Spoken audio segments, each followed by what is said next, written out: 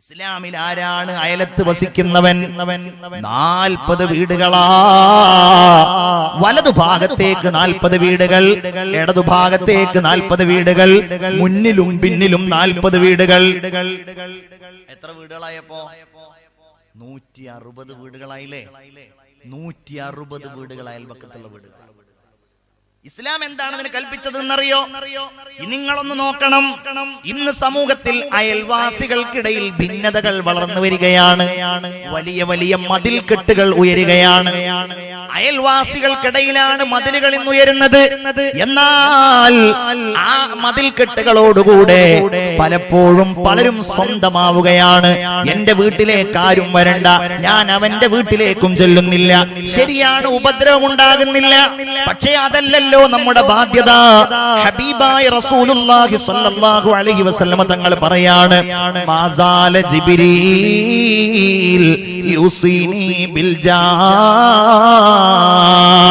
എന്റെ അയൽവാസിയെ കുറിച്ച് ജിബ്രീൽ അലൈഹിസ്സലാം എന്നോട് ഇങ്ങനെ ഉപദേശിച്ചു കൊണ്ടേയിരുന്നു. അവസാനം ഞാൻ വിചാരിച്ചു, അല്ലാഹുവേ, എന്റെ അനന്തര സ്വത്തിൽ നിന്ന് ഞാൻ എന്റെ അയൽവാസിക്ക് വല്ലതും കൊടുക്കേണ്ടി വരുമോ എന്ന് ഞാൻ വിചാരിച്ചു. നബിയുനാ മുഹമ്മദ് മുസ്തഫ, എല്ലാവരും സ്വലാത്ത് ചൊല്ലൂ, മുഹമ്മദ് മുസ്തഫ. അല്ലാഹുവിന്റെ റസൂൽ എന്താ പറഞ്ഞത്? അയൽവാസിയെ ബഹുമാനിക്കണം. മൻ കാന യുമിനു ബില്ലാഹി വൽ യൗമിൽ ആഖിർ, അല്ലാഹുവിനെ കൊണ്ടും അന്ത്യദിനം കൊണ്ടും വിശ്വസിക്കുന്നവരാണോ, ഫൽയുക്രിം ജാറഹു, അയൽവാസിയെ ബഹുമാനിക്കട്ടെ. നിന്റെ വീട്ടിലേക്ക് നീ വല്ല മിഠായിയോ നീ വല്ല പഴങ്ങളോ കൊണ്ടുവരികയാണ് എങ്കിൽ ഒരിക്കലും അതിന്റെ തൊലികൾ നീ നിന്റെ വീടിന്റെ പുറത്തിടാൻ പാടില്ല. കാരണം അയൽവാസിയുടെ കുഞ്ഞുങ്ങൾ വന്നാൽ അവർക്ക് വിഷമമാകും. എന്റെ പ്രിയപ്പെട്ടവരെ, ഹബീബായ നബി എന്താ പറഞ്ഞത്? നീ നിന്റെ വീട്ടിൽ വല്ല ഭക്ഷണവും വല്ല കറിയും പാകം ചെയ്താൽ നീ അതിൽ കറിയിലുള്ള വെള്ളം കുറച്ച് വർദ്ധിപ്പിക്കണേ, കുറച്ച് വെള്ളം അതിൽ കൂട്ടണേ, എന്നിട്ട് നീ അയൽവാസിക്ക് കൊടുക്കണേ. ഇന്നത്തെ കാലഘട്ടത്തിൽ അതൊരു ആവശ്യമായിട്ടൊന്നും ഉണ്ടാവില്ല. അതേ സമയത്ത് ഞാൻ പറയാണ്, നമ്മൾ ആ ഹദീസിനോട് നീതി പുലർത്തണം. എങ്ങനെ? വീട്ടിൽ പായസം ഉണ്ടാക്കാന്ന് വിചാരിക്കുക, അല്ലെങ്കിൽ വീട്ടിൽ സ്പെഷ്യൽ. അതാദ്യം നമ്മളൊന്ന് ടെസ്റ്റ് ചെയ്തിട്ട് കൊണ്ടുപോയി കൊടുത്താൽ മതി, അല്ലെങ്കിൽ അയൽവാസിക്ക് ശിക്ഷയാകും. അത് വേറെ കാര്യം. നമ്മൾ നല്ല ടേസ്റ്റ് ഉണ്ടെന്ന് വിചാരിച്ച് പായസം ടെസ്റ്റ് ചെയ്യാതെ കൊണ്ടുപോയി കൊടുത്താൽ അയ്യോ ഇങ്ങനെ ശിക്ഷിക്കണമെന്ന് ചോദിക്കും അയൽവാസി. പക്ഷെ അതല്ല, നമ്മൾ എന്ത് നല്ലത് ഉണ്ടാക്കുകയാണെങ്കിലും ഒന്ന് അയൽവാസിക്ക്. ഒരു കാര്യമുണ്ട്, നമ്മൾ ഇന്ന് അയൽവാസിയോട് എന്തിനാ തല്ലുകൂടുന്നത്? ഇത് കണ്ടിട്ടല്ലേ നമ്മളുടെ മക്കൾ വളരുന്നത്? അപ്പുറത്തുണ്ട് എന്ന് പറയുന്ന സഹോദരിമാരോട് ഞാൻ ചോദിക്കുകയാണ്, നിങ്ങളുടെ മക്കൾ അസൂയ പഠിക്കുന്നത് എവിടെ നിന്നാണ്? നിങ്ങളുടെ മക്കൾ ദേഷ്യം പഠിക്കുന്നത് എവിടെ നിന്നാണ്? നിങ്ങളുടെ മക്കൾ പക പഠിക്കുന്നത് എവിടെ നിന്നാണ്? നിങ്ങൾ നിങ്ങളുടെ അയൽവാസിയോട് കാണിക്കുന്ന സമീപനങ്ങളിൽ നിന്നല്ലയോ? ആണോ? മോൻ കണ്ടു വളർന്നത് എന്താണ്? വാപ്പ അയൽവാസിയോട് തെറ്റാണ്, ഉമ്മയും അയൽവാസിയും. ഇതൊന്നും അൽഹംദുലില്ലാഹ് ഇത്തരം പ്രവണതകളൊന്നും ഇല്ലാത്തൊരു നാട്ടിൽ വന്നിട്ടാണ് ഞാൻ ഈ സംസാരിക്കുന്നതെന്നാണ് എന്റെ പ്രതീക്ഷ. അള്ളാഹു തൗഫീഖ് ചെയ്യട്ടെ. എന്നാൽ എനിക്കറിയാവുന്ന എത്രയോ സംഗതികളുണ്ട് നമ്മളുമായി ബന്ധപ്പെട്ട്, എത്രയോ ആളുകളുടെ. ഒരു മരത്തിന്റെ കൊമ്പ് ഇങ്ങനെ വളർന്ന് അയൽവാസിയുടെ വീട്ടിലേക്ക് വന്നതിന്റെ പേരിൽ പോലീസ് കേസ് ഉണ്ടായി. മനസ്സിലാകുന്നുണ്ടോ? ഒരു മരം വളർന്ന് വളർന്ന് വളർന്നത് കുറച്ചും കൂടെ വലുതായി, അവസാനം അതിർത്തി ഭേദിച്ച് ഇങ്ങോട്ട് വന്നു. അതോടെ അവർ തമ്മിൽ ഭയങ്കര ആലോചിച്ച് നോക്കി, 1 ഇഞ്ച് ഭൂമിക്ക് വേണ്ടിയിട്ട് കലഹം. ഇയാള് മതിൽ കെട്ടാൻ ഒരുങ്ങിയതാണ്. അപ്പൊ ഇങ്ങനെ വരുമ്പോ അതിന്റെ പിന്നെ ഈ പഴയ കാലത്തുള്ള അതിർത്തികളൊന്നും ചിലപ്പോ അത്ര സൂക്ഷ്മാവൂല. അങ്ങനെ ബഹളം. എന്താ കാര്യം? 1 ഇഞ്ച്, ഒരംശം, ഒരൽപ്പം.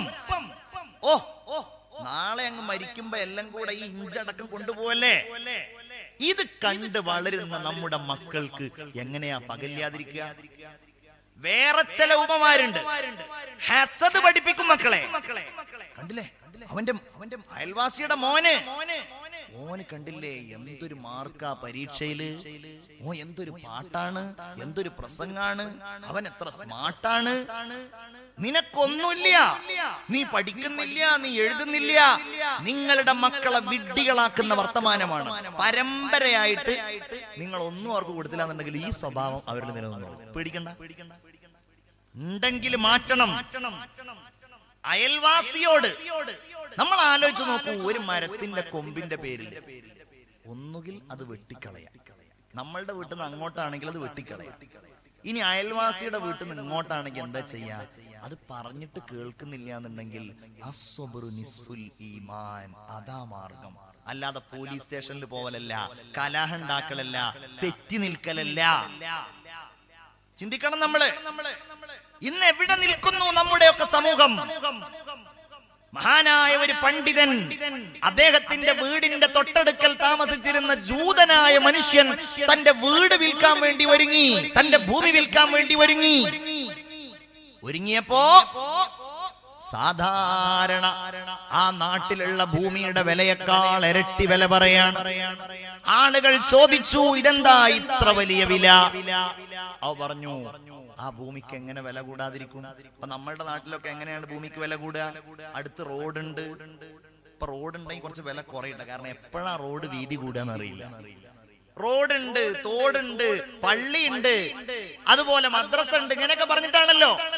ഈ മനുഷ്യൻ പറയാണ്, ആ ഭൂമിക്ക് വില കൂടാനുള്ള കാരണം എന്താണെന്നറിയോ? അതിന്റെ തൊട്ടടുക്കൽ താമസിക്കുന്നത് ഈ മഹാനായ മനുഷ്യനാണ്. പള്ളിപ്പുഴയിലെ ഈ മജ്‌ലിസിലിരിക്കുന്ന മുഅ്മിനീങ്ങളെ നമുക്ക് പറയാൻ കഴിയോ, എന്നെ കുറിച്ച് എന്റെ അയൽവാസി അങ്ങനെ പറയുമെന്ന്? നമ്മുടെ ശല്യം കാരണം വീട് വിട്ടു പോകുന്ന അയൽവാസികൾ ഉണ്ടാവരുത്. നമ്മൾ പ്രത്യേകിച്ച് ഞാൻ ഒന്നുകൂടെ പറയാം, നമ്മളുടെയൊക്കെ ഒരു ജീവിത രീതി പ്രകാരം അയൽവാസി എന്നുള്ള ബന്ധത്തോടൊപ്പം കുടുംബ ബന്ധം എന്നൊരു ബന്ധം കൂടെ ഉണ്ടാവും. അല്ലേ? ജ്യേഷ്ഠന്റെ വീട്, അനുജന്റെ വീട് എല്ലാം തൊട്ടടുക്കൽ ഇങ്ങനെ ഉണ്ടാവും. ജ്യേഷ്ഠന്റെ വീട് ഇത്, അനുജന്റെ വീട് അത്. ഖുർആൻ പറയുന്നു അവരോട് രണ്ട് ബാധ്യതയുണ്ട്. എന്താണ്? വൽ ജാരിദിൽ ഖുർബാ, കുടുംബ ബന്ധമുള്ള അയൽവാസി, ജ്യേഷ്ഠൻ, അനുജൻ, സഹോദരൻ, വാപ്പായുടെ സഹോദരൻ, അങ്ങനെയുള്ള വലിയ ബന്ധങ്ങളുണ്ടല്ലോ, അവനോട് രണ്ട് ബാധ്യതയാണ്. വൽ ജാരിൽ ജുനുബി, അകന്ന അയൽവാസി എന്ന് പറഞ്ഞാൽ ബന്ധമില്ലാത്ത അയൽവാസി, കുടുംബ ബന്ധമില്ലാത്ത അയൽവാസി. ഇയാളോട് അയൽവക്കത്തെ ബന്ധവും അതുപോലെ കുടുംബ ബന്ധവും നീ പാലിക്കണമെന്നാണ് പരിശുദ്ധ ഖുർആനിൽ അല്ലാഹു തമ്പുരാൻ പറയുന്നത്. ഇസ്ലാമിന്റെ ദർശന പ്രകാരം നീ വീട് പണിയുമ്പോ നിന്റെ അയൽവാസിയുടെ വീടിന് ഒരു പ്രയാസമുണ്ടാകുന്ന രീതിയിൽ, കാറ്റ് തടയുന്ന രീതിയിൽ നീ വീട് പണിയാൻ പാടില്ല. ചിന്തിക്കണം. നമ്മൾ കാരണം നമ്മുടെ അയൽവാസിക്കും കൂടെ സമൃദ്ധി ഉണ്ടാകണം. നമ്മൾ കാരണം നമ്മുടെ ചുറ്റുപാടുകളിലുള്ളവർക്ക് സന്തോഷമുണ്ടാകണം. നമ്മൾ കാരണം പടച്ചോനെ ഇവന്റെ അടുക്കലാണല്ലോ ഞാൻ താമസിക്കുന്നത്, അങ്ങനെ ഉണ്ടാവാൻ പാടില്ല. ഹബീബായ മുഹമ്മദ് മുസ്തഫ സല്ലല്ലാഹു അലൈഹി വസല്ലമ തങ്ങൾ പറയുകയാണ്, അർബഉം മിൻ സആദത്തിർ റജുലി, ഒരു മനുഷ്യന്റെ ഭാഗ്യം, സൗഭാഗ്യം നാലെണ്ണമാണ്. ഒരാൾക്ക് സൗഭാഗ്യം കിട്ടിയത് 4 കാര്യങ്ങൾ അയാൾക്ക് കിട്ടിയോ എന്ന് നോക്കിയിട്ടാണ്.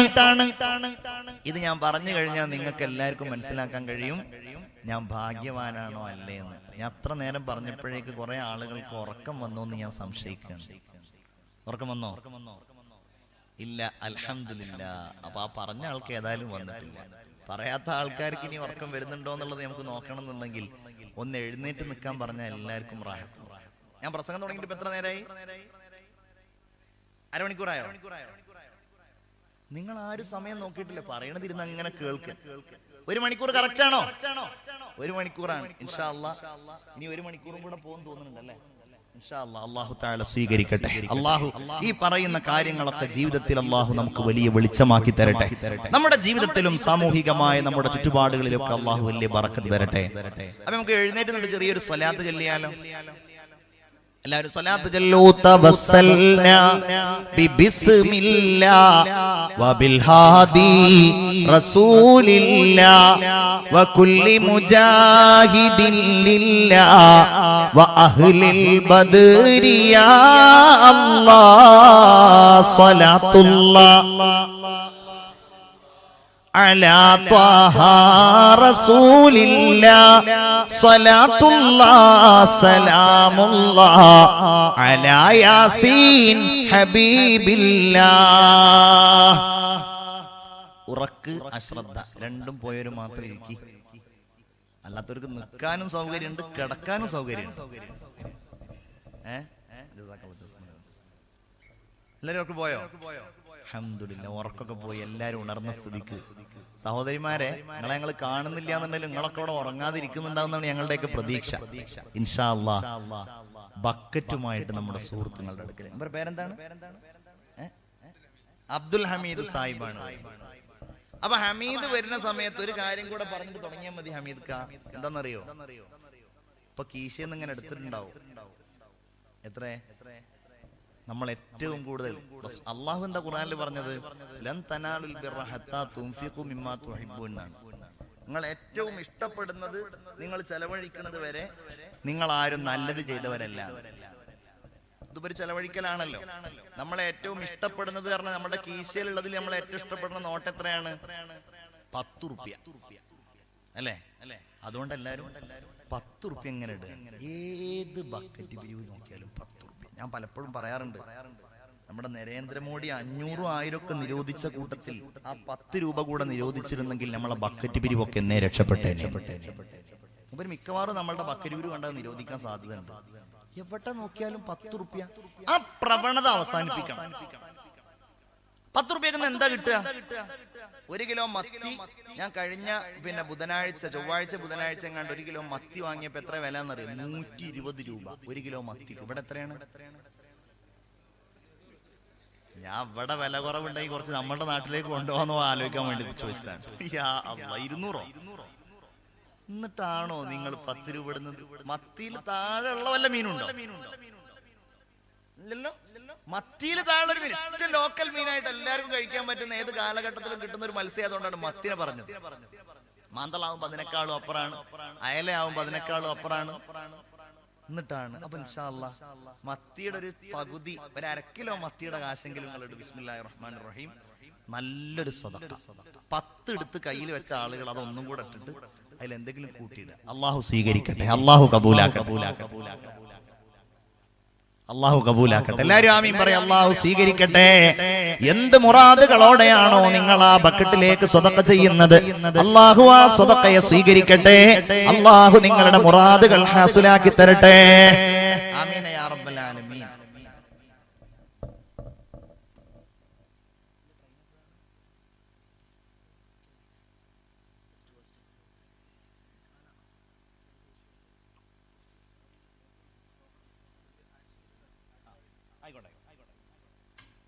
അപ്പൊ നമ്മൾ പറഞ്ഞുകൊണ്ട് വന്നത് എന്താ? അപ്പൊ ഞാൻ ഈ ഇത് പറയുന്നതിന്റെ മുമ്പ് എന്താണ് പറഞ്ഞത് നിങ്ങൾ പറയണം. ഞാൻ എന്ത് പറഞ്ഞിട്ടാ നിർത്തിയത്? നിങ്ങൾ ശ്രദ്ധിക്കണം. ഇതൊരു ആത്മസുഹൃത്താണ്. അള്ളാഹു ദീർഘായുസ് കൊടുക്കട്ടെ, ആരോഗ്യം കൊടുക്കട്ടെ. എന്തോ ഒരു ഓപ്പറേഷനുമായി ബന്ധപ്പെട്ട് എന്തോ ഒരു കാര്യം പറഞ്ഞിരുന്നു പ്രിയപ്പെട്ട റിയാസ് റഹ്മാനി. അള്ളാഹു താഴെ എന്ത് ബുദ്ധിമുട്ടുണ്ടെങ്കിലും അള്ളാഹു താഴെ നിറവേറ്റി കൊടുക്കട്ടെ. നിങ്ങൾ ആലോചിച്ച് നോക്കൂ, ഞാൻ ഇപ്പൊ എന്താ പറഞ്ഞത്? നിങ്ങൾ പറയും 4 കാര്യങ്ങൾ ഉണ്ടെങ്കിൽ ഒരാള് വിജയിയാണ്. എപ്പോഴും കേൾക്കുന്ന ഹദീസാണ്, ഞാൻ അതുകൊണ്ട് ചുരുക്കി പറയാം. 1, ഇംറഅത്തുൻ സ്വാലിഹ, സദ്വൃത്തയായ ഒരു ഭാര്യ. അതുണ്ടോ നമ്മൾ വിജയിച്ച ആളാണ്. എന്താണ് എല്ലാവരുടെയും മുഖം മങ്ങിയോ? നിങ്ങൾ വിജയികൾ തന്നെയല്ലേ ഇതില്? അള്ളാഹു തൗഫീഖ് തരട്ടെ, അള്ളാഹു അനുഗ്രഹം ചൊരിയട്ടെ. ആമീന യാ റബ്ബൽ ആലമീൻ. അതോ പണ്ടൊരാള് പറഞ്ഞതുപോലെയാണോ? പണ്ടൊരാള് കാര്യമായി വാഴ് പറഞ്ഞുകൊണ്ടിരിക്കുകയാണ്. ഭയങ്കര വാഴ്, ഉസ്താദ് ഭയങ്കര വാഴ്. വാഴിന്റെ ഇടയില് ഉസ്താദ് അവറുകൾ വാഴൊക്കെ കഴിഞ്ഞിട്ട് ദുആ ചെയ്യാൻ പറഞ്ഞപ്പോൾ ഒരു സഹോദരിയുടെ ഭാഗത്ത് നിന്ന് ഒരു 250 രൂപയുടെ ഒരു സദഖ. ഉസ്താദെ കാര്യമായിട്ട് ദ്വാരക്കണം, എനിക്ക് എന്റെ ഭർത്താവിനോടൊപ്പം സ്വർഗത്തിൽ ഒരുമിച്ച് കൂടാൻ ആഗ്രഹമുണ്ട്, സംഭാവന 250 റുപ്യ. ഉസ്താദിന് ഭയങ്കര സന്തോഷമായി, കാരണം വാള് സ്വീകരിച്ചതിന്റെ അടയാളാണല്ലോ. അങ്ങനെ ഉസ്താദ് ഇങ്ങനെ ദ്വാരക്കുന്നതിന്റെ ഇടയിലുണ്ട് ആണുങ്ങളുടെ ഭാഗത്ത് നിന്ന് 500 രൂപയുടെ വേറെ ഒരു സ്വതക്ക. ഉസ്താദെ, നേരത്തെ ചെയ്ത ദുആ സ്വീകരിക്കാതിരിക്കാൻ വേണ്ടി അങ്ങ് ദ്വാരക്കണം. ഞാൻ ഈ സ്ത്രീയുടെ ഭർത്താവാണ്, സ്വർഗത്തിൽ ദുന്യാവ് തന്നെ എങ്ങനെയാ പോണെന്ന് അറിയില്ല, സ്വർഗത്തിലെങ്കിലും ഒന്ന് സമാധാനം ആയിക്കോട്ടെ. തമാശയായിട്ട് പറയണമെന്നുണ്ടെങ്കിലും അങ്ങനെയുള്ളവരാണോ? അല്ല. ഏതായാലും അത് വിജയത്തിന്റെ അടയാളമാ. ഒന്ന് അൽ മർഅതു സ്വാലിഹ, രണ്ടാമത്തേത് വൽ ജാറു സ്വാലിഹ്, നല്ല അയൽവാസി ഒരാൾക്കുണ്ടാവുക. നല്ല ചുറ്റുപാടുകളിലുള്ളവർ, അത് മുസ്ലിം ആവട്ടെ മുസ്ലിങ്ങളല്ലാത്തവരാകട്ടെ, സന്തോഷമുള്ളാകുന്നവരുണ്ടാവുക, ആനന്ദമുണ്ടാക്കുന്നവരുണ്ടാവുക, ആഹ്ലാദകരമായ ജീവിതമുണ്ടാക്കുന്നവരുണ്ടാവുക. ഞാൻ എന്നെ കുറിച്ച് പറയാമല്ലോ, എന്റെ ചുറ്റുപാടുകളിലുള്ള അയൽവാസികൾ മുഴുവൻ മുസ്ലിങ്ങളല്ലാത്തവരാണ്. എന്റെ വീടിന്റെ മുകളിലുള്ളവൻ ഒരു മുരളിയാണ്, അതിന്റെ ഇപ്പുറത്തുള്ളത് ഒരു ദേവകിയുടെ വീടാണ്, അതിന്റെ ഇപ്പുറത്തുള്ളത് ഒരു മുസൽമാനായ എന്റെ ബന്ധുവായ ഒരു ഉസ്മാന്റെ വീടാണ്. ഞാൻ എപ്പോഴും ചിന്തിക്കാറുണ്ട്, അല്ലാഹുവേ, ഒരു മതമാവണമെന്നില്ലല്ലോ സ്നേഹം പങ്കുവെക്കാൻ, സൗഹാർദ്ദം പങ്കുവെക്കാൻ, പരസ്പരമുള്ള ഇഷ്ടം പങ്കുവെക്കാൻ. അതാർക്കുമാകാമല്ലോ, മനുഷ്യനായാൽ മതിയല്ലോ. ജാതിയുടെയും മതത്തിന്റെയും അതിർവരമ്പുകൾ മാറ്റിവെച്ച് അയൽവാസി എന്ന ആ സ്നേഹം കൊണ്ട് ആ ബന്ധങ്ങളെ നിബദ്ധമാക്കുവാൻ വേണ്ടി നമ്മെ പഠിപ്പിച്ചു ആദരവായ നബി മുഹമ്മദ് മുസ്തഫ സല്ലല്ലാഹു അലൈഹി വസല്ലം. അവനെ ബഹുമാനിക്കാൻ പഠിപ്പിച്ചു അല്ലാഹുവിന്റെ ദീൻ. അപ്പൊ നല്ല അയൽവാസി ഉണ്ടാവുക. മൂന്നാമത്തേത് എന്താണ്? മൂന്നാമത്തേത് അവിടെ നിൽക്കട്ടെ. നാലാമത്തേത് വൽ മർകബുൽ ഹനീ, വൽ മർകബുൽ ഹനീ, ഇണങ്ങിയ ഒരു വാഹനം ഉണ്ടാവുക. മൂന്നാമത്തേത് വൽ മസ്കനുൽ വാസിഅ, വേറെ ഹദീസിൽ വദ്ദാറുൽ വാസിഅ, വിശാലമായ വീട്. ഇവിടെയാണ് നമ്മളൊക്കെ പെടാറുള്ളത്. നമ്മുടെ മനസ്സിനാണ് വിശാലത. ഞാനൊരാളുടെ വീട്ടിൽ പോയി. ആ വീട്ടിൽ പോയപ്പോ എന്നെ സംബന്ധിച്ചിടത്തോളം കാഴ്ചയിലത് ചെറിയ ഒരു വീടാണ്, പക്ഷെ ആ മനുഷ്യന്റെ മനസ്സ് വളരെ വിശാലമാണ്. കാരണം അയാൾക്ക് ആ വീട് എല്ലാ സൗകര്യമുള്ള വീടായിട്ട് അനുഭവപ്പെടുന്നു. നിങ്ങളുടെ വീടുകളെ കുറിച്ച് ആലോചിക്കുക. എന്നിട്ട് നിങ്ങൾ ചിന്തിക്കുക, എന്റെ ഈ വീട് അൽഹംദുലില്ലാഹ്, ഇതിലെനിക്ക് താമസിക്കാനുള്ള വിശാലതയുണ്ടല്ലോ, സൗകര്യങ്ങളുണ്ടല്ലോ, ഇതെനിക്ക് മതിയായതാണ്. ഇനി ഇതിന്റെ മുകളിൽ ഞാൻ വീട് വെക്കുന്നില്ല, ഇതിനെ ഞാൻ വിശാലമാക്കുന്നില്ല എന്ന് ചിന്തിച്ച് ഉള്ള വീട് കൊണ്ട് തൃപ്തിപ്പെട്ടാൽ റഹ്മാനായ റബ്ബ് അത് വിശാലമായ വീടാക്കുകയാണ്.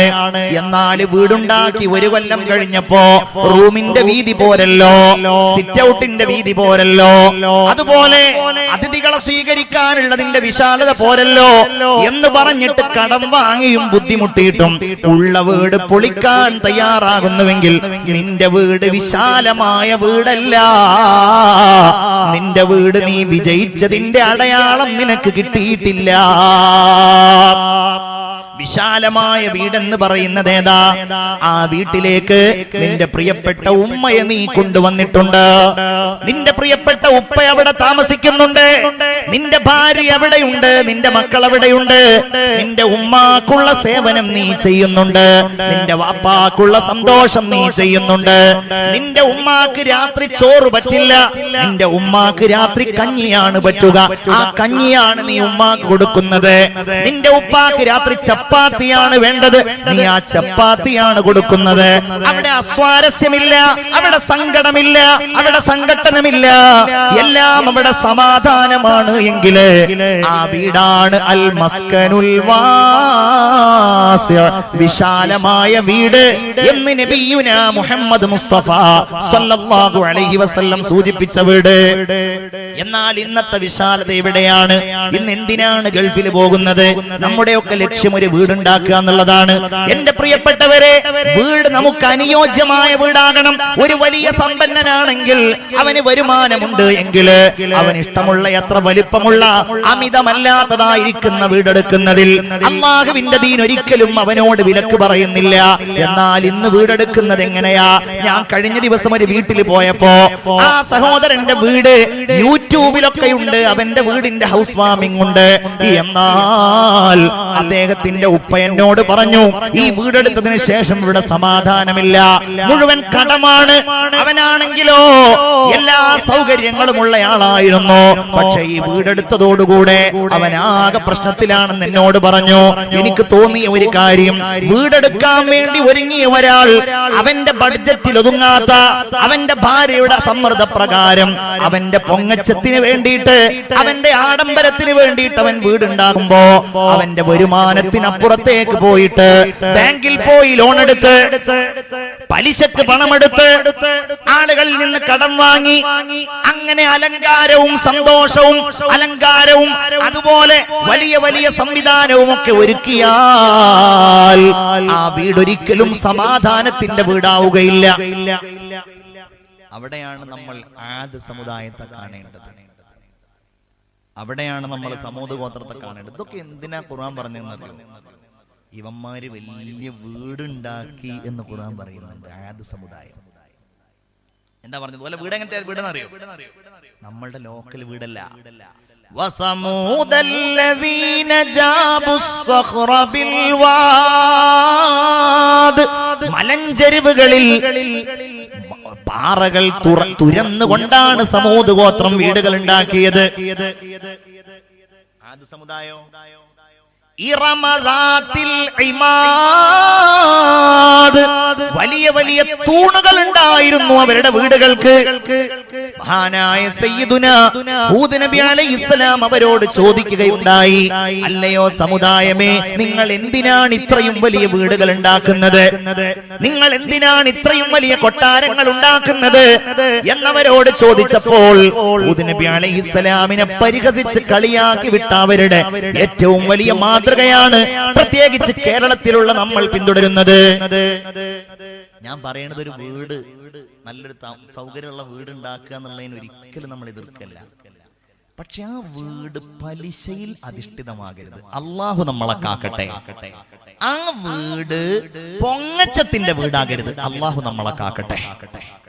എനിക്ക് വലിയൊരു വീടുണ്ടാവണം, അതല്ല, എനിക്കൊരു വീടുണ്ടാവണം എന്റെ ബഡ്ജറ്റില്, എന്റെ സൗകര്യത്തില്, എന്റെ റാഹത്തിൽ ഒതുങ്ങിയ ഒരു വീട്. അതാ നിയ്യത്ത്. ഈ നാട്ടിൽ ഏറ്റവും വലിയ വീട്, ഈ ഏറ്റവും വലിയ സൗകര്യം, അങ്ങനെയൊക്കെ ആക്കുമ്പോഴാണ് അള്ളാഹു തആല പരീക്ഷിക്കുക. ചിന്തിച്ചു നോക്കൂ നിങ്ങൾ. അള്ളാഹു തആല എന്താണ് സമൂദ് ഗോത്രത്തെ കാണിച്ചത്? എന്താണ് ആദ് സമുദായത്തെ കാണിച്ചത്? ഖിയാമത്ത് നാളിന്റെ അടയാളം എന്താണ്? ഖിയാമത്ത് നാളിന്റെ അടയാളം മനുഷ്യന്മാര് വലിയ വീടെടുക്കുന്നുള്ളതാണ്. ഞാൻ പറയുന്നത്, നമ്മൾ വലിയ വീട്, ചെറിയ വീട് ഉണ്ടാക്കിയോ വലിയ വീട് ഉണ്ടാക്കിയോ അവരല്ല ഞാൻ പറയണത്. ഞാൻ പറയണത് ഈ രണ്ട് സ്വഭാവം, ഒന്ന് പൊങ്ങച്ചത്തിനും രണ്ടാമത് എന്തിനും, രണ്ടാമത് പലിശയിൽ അധിഷ്ഠിതമായതും. ഒരു വീടുണ്ടാക്കുമ്പോ അത്യാവശ്യം ചില്ലറെ കടം വാങ്ങുക എന്നുള്ളതൊന്നും ഒരു പ്രശ്നമുള്ള കേസായിട്ടല്ല ഞാൻ പറയണത്.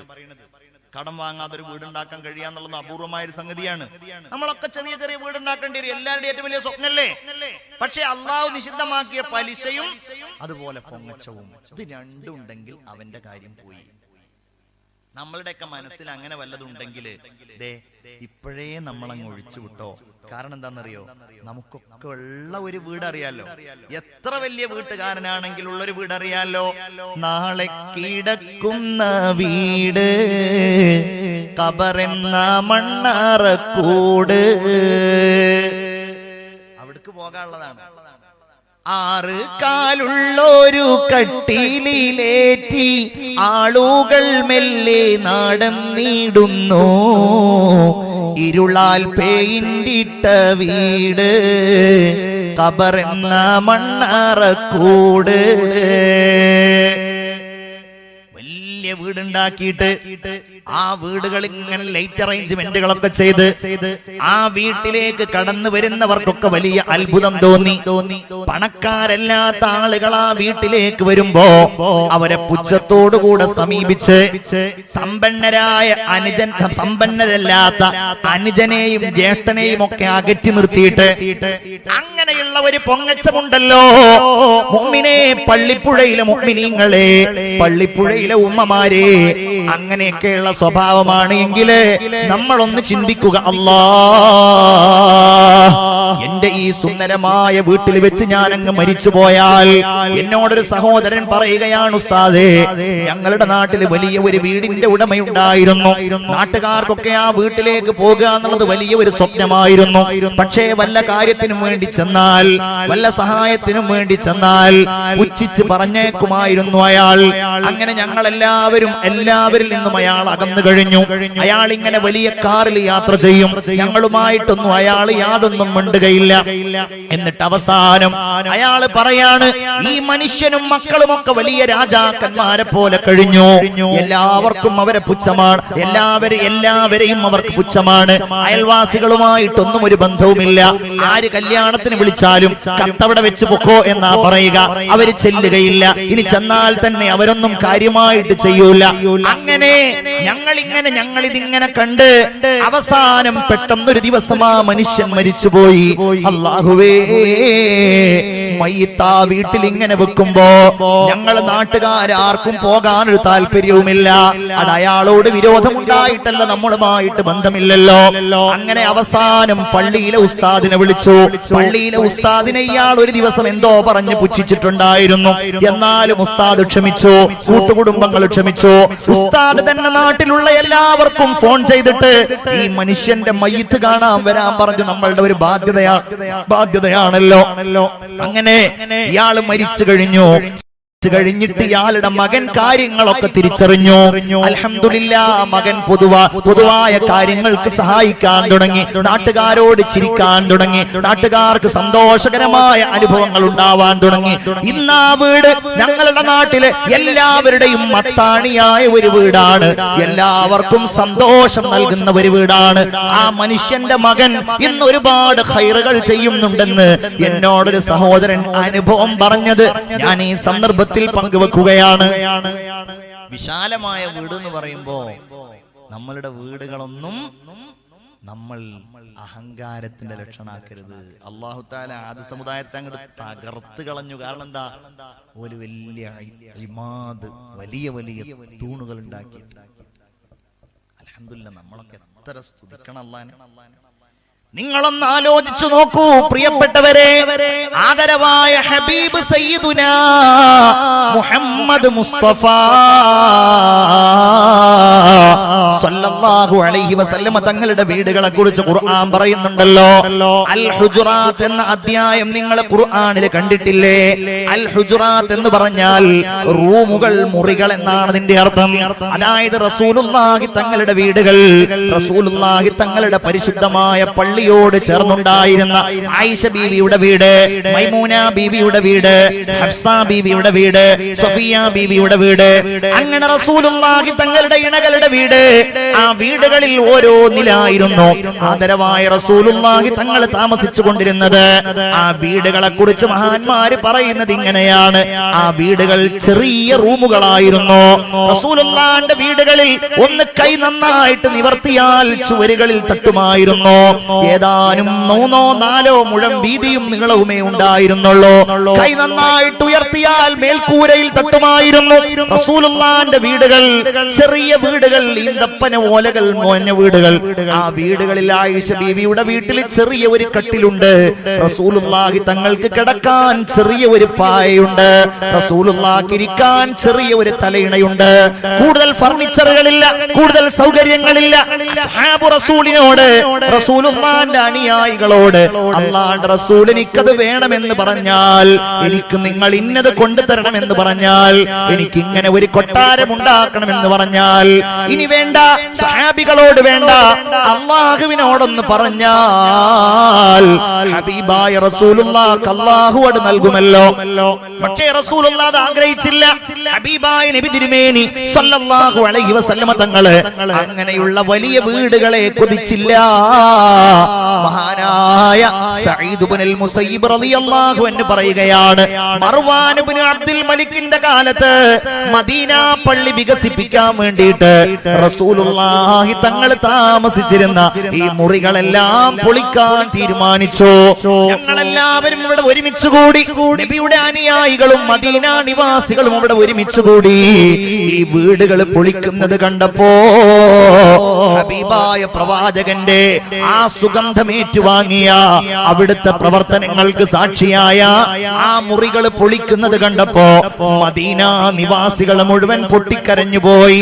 അവര് വിളിച്ചു പറയുകയാണ്, അല്ലാഹ്, ഈ റൂമുകൾ ഇവിടെ നിലനിന്നിരുന്നുവെങ്കിൽ, ഖുർആൻ പരാമർശിച്ച ഈ മുറികൾ ഇവിടെ നിലനിന്നിരുന്നുവെങ്കിൽ ഞങ്ങളുടെ പിറകെ വരുന്ന ആളുകൾക്ക് മനസ്സിലാക്കാമായിരുന്നല്ലോ, അവർക്ക് തിരിച്ചറിയാമായിരുന്നല്ലോ എങ്ങനെയാണ് ഹബീബായ നബിയുടെയും അവിടുത്തെ അനുചരൻ അവിടുത്തെ വീടിന്റെയും അവസ്ഥ എന്ന്, അവിടുത്തെ ലാളിത്യം എന്താണ് എന്ന് ചിന്തിച്ചു നോക്കുക. നമ്മൾ എന്റെ പ്രിയപ്പെട്ടവരെ, നമ്മൾ ഇന്ന് വീടുകളുമായി ബന്ധപ്പെട്ടിട്ട് ഒരുപാട് തെറ്റിദ്ധാരണകളുള്ള ഒരു വിഭാഗമാണ്.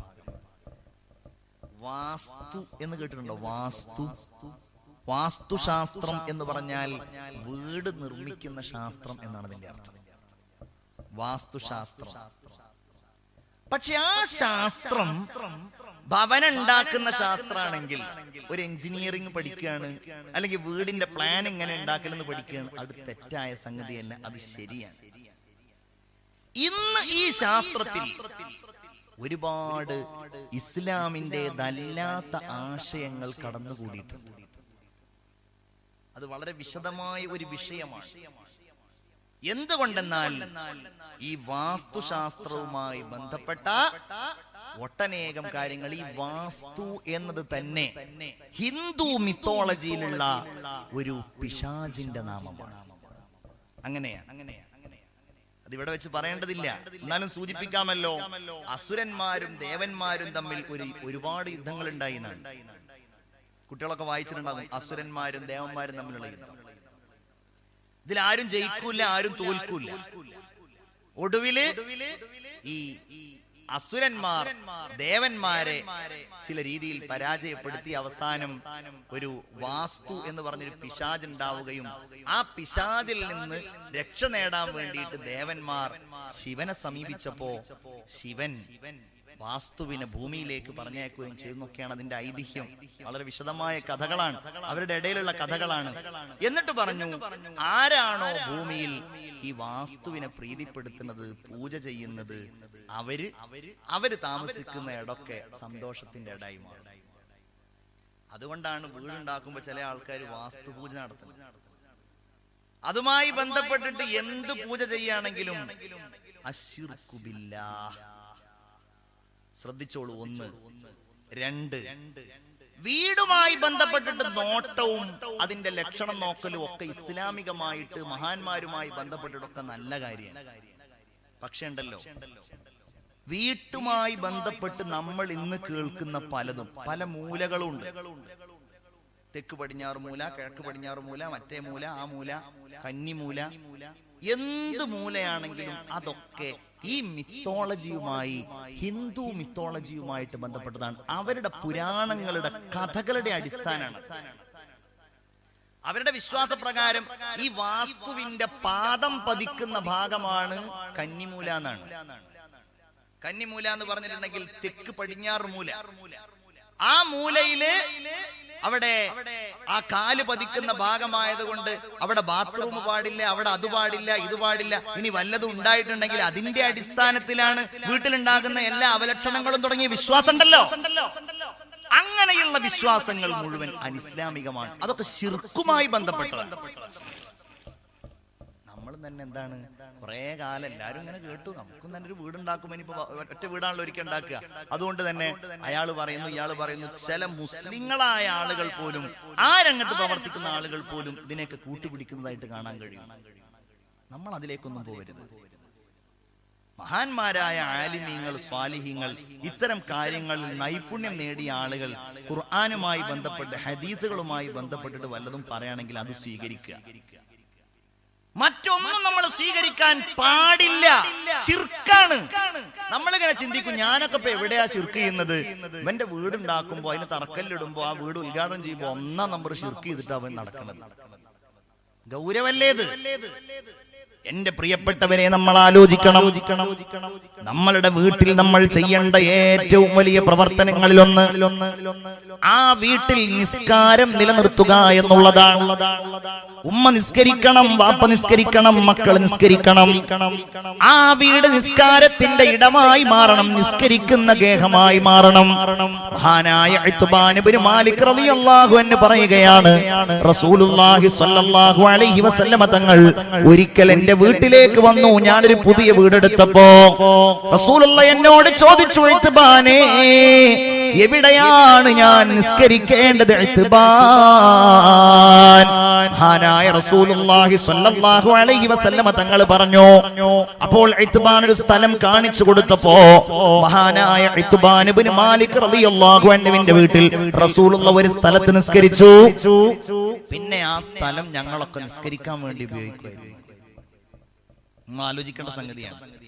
വീട്ടിൽ കയറിക്കൂടാൻ പറ്റിയ ഏറ്റവും നല്ല സമയം എന്ന് പറഞ്ഞാൽ ളുഹായുടെ സമയമാണ്, ഉച്ചയുടെ മുമ്പുള്ള സമയം. പ്രഭാതം ഏറ്റവും ഉത്തമമായതാണ്. അതാ സുബ്ഹയുടെ സമയം എന്നുള്ളത് മാറ്റിയിട്ട് നമ്മളത് ആ പ്രഭാത സമയത്ത് ഒരു ളുഹാ നിസ്കരിച്ച് കയറുകയാണെങ്കിൽ അത് ഏറ്റവും ഉത്തമമായ ഒരു അവസ്ഥയായിരിക്കും. ഞാൻ എന്റെ പ്രിയപ്പെട്ട സഹോദരന്മാരോടും സഹോദരിമാരോടും പറയാണ്, വീട്ടിൽ നിസ്കരിക്കാൻ ഒരിടം നൽകൽ വളരെ നല്ലതാണ്. അല്ലാഹു തആല പരിശുദ്ധ ഖുർആനിലൂടെ പറഞ്ഞത് നമുക്കറിയാമല്ലോ. വഔഹൈനാ ഇലാ മൂസാ വഅഖീഹി ഹാറൂൻ, മൂസ അലൈഹിസ്സലാമിലേക്കും ഹാറൂൻ അലൈഹിസ്സലാമിലേക്കും നാം ദിവ്യബോധനം നൽകി.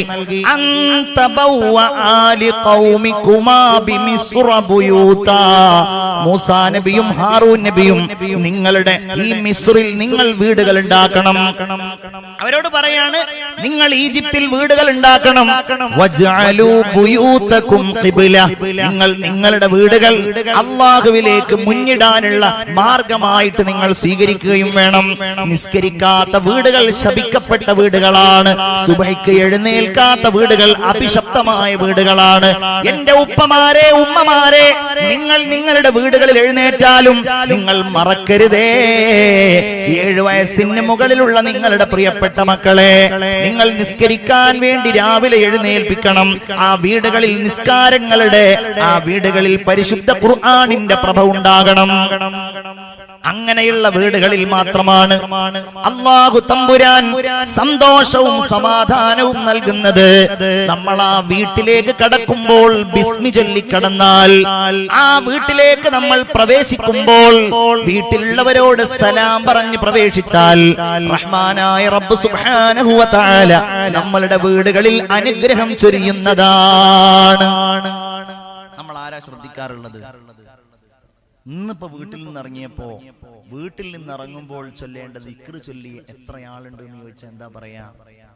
ബിസ്മില്ലാഹ് തവക്കൽതു അലല്ലാഹ് ലാ ഹൗല വലാ ഖുവത ഇല്ലാ ബില്ലാഹ് എന്ന് ചൊല്ലിയിട്ടാണ് വീട്ടിൽ നിന്നിറങ്ങേണ്ടത്. അങ്ങനെ ഒരാൾ വീട്ടിൽ നിന്നിറങ്ങിയാൽ അല്ലാഹുവിന്റെ ഹിഫ്ള് അവനുണ്ടാകുന്നതാണ്. അല്ലാഹുമ്മ ഇന്നി അഊദു ബിക മിൻ അൻ അദില്ല, അല്ലാഹുവേ വഴിതെറ്റുന്നതിൽ നിന്ന് നിന്നോട് ഞാൻ കാവൽ തേടുന്നു. അല്ലാഹുവേ മറ്റുള്ളവർ എന്നെ വഴിതെറ്റിക്കുന്നതിൽ നിന്ന് നിന്നോട് ഞാൻ കാവൽ തേടുന്നു. അങ്ങനെയൊക്കെയുള്ള ദിക്റുകൾ ചൊല്ലണം. വീട്ടിലേക്ക് കയറി പോകുമ്പോൾ സലാം പറയണം. വീട്ടിലുള്ളവരോടൊക്കെ സന്തോഷത്തോടെയും സമാധാനത്തോടെയും നമ്മൾ ഇടപെടണം. എന്റെ പ്രിയപ്പെട്ട മുഅ്മിനീങ്ങളെ, അങ്ങനെയുള്ള ആ വീട്ടിൽ അല്ലാഹു തമ്പുരാൻ നൽകിയ എത്ര കാലത്തെ ആയുസ്സാണോ നമുക്കുള്ളത്, ആ ആയുഷ്കാലം മുഴുവൻ നമ്മൾ ജീവിച്ചു തീർന്നാൽ നമുക്കൊരു വീട്ടിലേക്ക് മടങ്ങാനുണ്ടല്ലോ, കട്ടിലിൽ കയറി പോകാനുണ്ടല്ലോ. മഹാനായ മലക്കുൽ മൗത്ത് അസ്രായീൽ വരുമല്ലോ. ഈ പള്ളിക്കാട്ടിൽ കിടക്കുന്ന നിങ്ങളുടെ വേണ്ടപ്പെട്ട ഓരോരുത്തരുടെ അടുക്കലേക്കും വന്നതുപോലെ നമ്മുടെ അടുക്കലേക്കും വരുമല്ലോ. ആ സമയത്ത് സന്തോഷത്തിന്റെ ഇടമായി മാറണമെങ്കിൽ, റഹ്മത്തിന്റെ മലക്കുകൾ വരണമെങ്കിൽ നമ്മളുടെ വീട്ടിൽ നിന്ന് എല്ലാ അരുതായ്മകളെയും നമ്മൾ അകറ്റണം. നമ്മളുടെ വീട് സംഗീത സാന്ദ്രമാവല്ലേ, നമ്മളുടെ വീട് സിനിമ കാണപ്പെടുന്ന വീടാവല്ലേ, നമ്മളുടെ വീട് ഹറാമ് പറയപ്പെടുന്ന വീടാകല്ലേ. അങ്ങനെയുള്ള വീടായാൽ റഹ്മത്തിന്റെ മലക്കുകൾ വരികയില്ല. നമുക്ക് ഖബറിലേക്ക് പോകുമ്പോ നമ്മുടെ മുമ്പിലും നമ്മുടെ പിന്നിലും അല്ലാഹുവിന്റെ മലക്കുകൾ വേണം. അല്ലാഹു നമ്മെ ഖബറിൽ കൊണ്ടുപോയാൽ ആ ഖബർ സന്തോഷത്തിന്റെ സ്വർഗത്തിന്റെ ഇടമാക്കി മാറ്റാൻ നമുക്ക് സാധ്യമാകണം. അതിന് നമ്മൾ എന്ത് വേണം? നമ്മുടെ വീടുകളിൽ ഖുർആൻ പാരായണം, നമ്മുടെ വീടുകളിൽ ദിക്റിന്റെ ശബ്ദം, നമ്മുടെ വീടുകളിൽ സ്നേഹത്തിന്റെ ശബ്ദം, നമ്മുടെ വീടുകളിൽ സമാധാനത്തിന്റെ ശബ്ദം. അല്ലാഹു തൗഫീഖ് തരട്ടെ. ഈ പറഞ്ഞ കാര്യങ്ങളൊക്കെ സ്വീകരിക്കാനും ഇതനുസരിച്ച് പ്രവർത്തിക്കാനും അല്ലാഹു നമുക്ക് എല്ലാവർക്കും അവസരം തരട്ടെ. എല്ലാവരും ആമീൻ പറയൂ. അല്ലാഹു അവസരം തരട്ടെ. ഇൻഷാ അല്ലാഹ് ഈ സദസ്സ് ദുആയുടെ സദസ്സാണ്. നമ്മളിവിടെ എത്രയോ ആളുകളുണ്ട്, ഒരു വീടില്ലാത്ത ആള്, വാടക വീടുകളിൽ താമസിക്കുന്ന ആള്, സ്വന്തം വീടുണ്ടാക്കാൻ വേണ്ടി കാലങ്ങളായി ആഗ്രഹിച്ചിട്ട് ഇതുവരെ അത് നടക്കാത്ത ആളുകൾ. ഇൻഷാ അല്ലാഹ് ഇന്ന് വീടിനെ കുറിച്ച് പറഞ്ഞ ഈ മജ്ലിസിൽ പ്രത്യേകമായി ഞാൻ അവർക്ക് വേണ്ടി പറയാം. ഇൻഷാ അല്ലാഹ് കുറച്ച് കാര്യങ്ങൾക്ക് വേണ്ടിയിട്ട് നമ്മൾ ഇവിടെ ദുആ ചെയ്യാൻ പ്രത്യേകിച്ച് എന്തെങ്കിലും ഉണ്ട് ദുആ ചെയ്യാൻ, ലേലം ചെയ്യാനുണ്ട്. ഇൻഷാ അല്ലാഹ് നിങ്ങൾ ഈ മജ്ലിസിൽ വെച്ച് നല്ല സ്വതക്കകൾ വാഗ്ദാനം ചെയ്താൽ, ഏറ്റവും നല്ല സ്വതക്കകൾ നിങ്ങൾ തന്നാൽ ഇൻഷാ അല്ലാഹ് നമുക്ക് എല്ലാവർക്കും വേണ്ടി ദുആ ചെയ്യാം. റഹ്മാനായ റബ്ബേ,